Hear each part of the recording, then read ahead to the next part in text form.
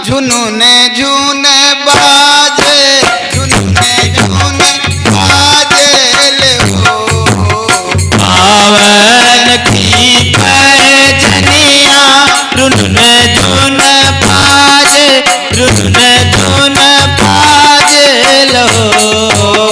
पावन की पैजनिया झुनून झून बाजे, झुनून झून बाजे हो। पावन की पैजनिया रुनुन झुन बाजे, रुनुन झुन बाजे लो।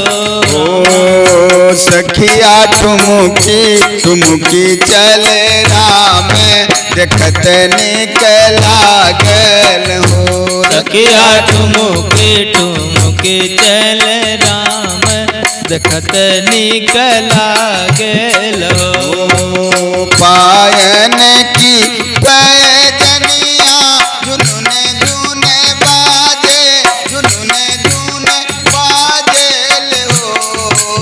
पावन की पैजनिया रुनुन झुन बाजे, रुनुन झुन बाजे लो। सखिया ठुमुके ठुमुके चल राम, देखत निक लागल हो। सखिया ठुमुके ठुमुके चल राम, देखत निक लागल हो। टूटी गईली सखिया सहेली, सखिया से पूछेली, सखिया से पूछेली हो।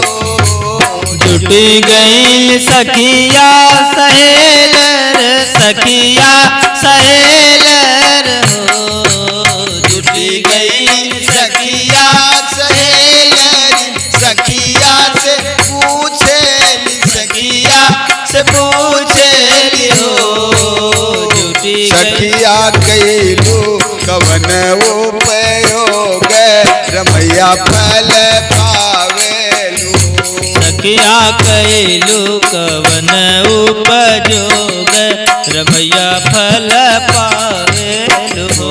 सखिया कैलू कवन उपयोग, रमैया फल पावेलू।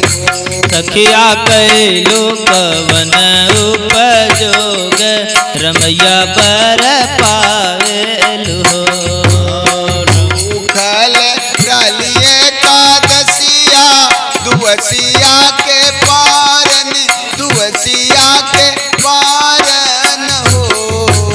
भूखल रलिए कादसिया, दुअसिया के पारन, दुअसिया के पारन हो। भूखल रहलिए कादसिया, दुअसिया के पारन, द्वादसिया के पारन हो। रामा भूख में गए ब्रजमवली, रमैया फल पाइली हो। रामा भूखल विप्रज बवली, रमैया बर पावेलि हो। भूखल रलिए कादसिया, द्वादसिया के पारन, द्वादसिया के पारन हो। रामा भूखल ब्रज बवली, रमैया फल पावेलि हो। रामा भूखल विप्रज बवली, रमैया बर पावेलि हो। जुटी गईली सखिया सहेली, सखिया से पूछेली, सखिया से पूछेली हो। रामा कैलू कवन उपयोग, रामा कैलू कवन उपजोग, रमैया फल पावेलु हो।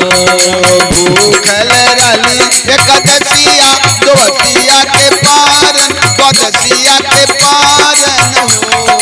भूखल रली एकादसिया, द्वादसिया के पारन, द्वादसिया के पारन हो। राम भूखल विप्र जमवली रमैया फल पाइल हो राम भूखल विप्र जमवली रमैया फल पाइल हो पावन की पयजनिया धुन धुन बाजल हो पावन की पयजनिया धुन धुन बाजल हो राम ठुमुक चल राम देखत निकलागल हो राम ठुमुक चल राम देखत निकलागल।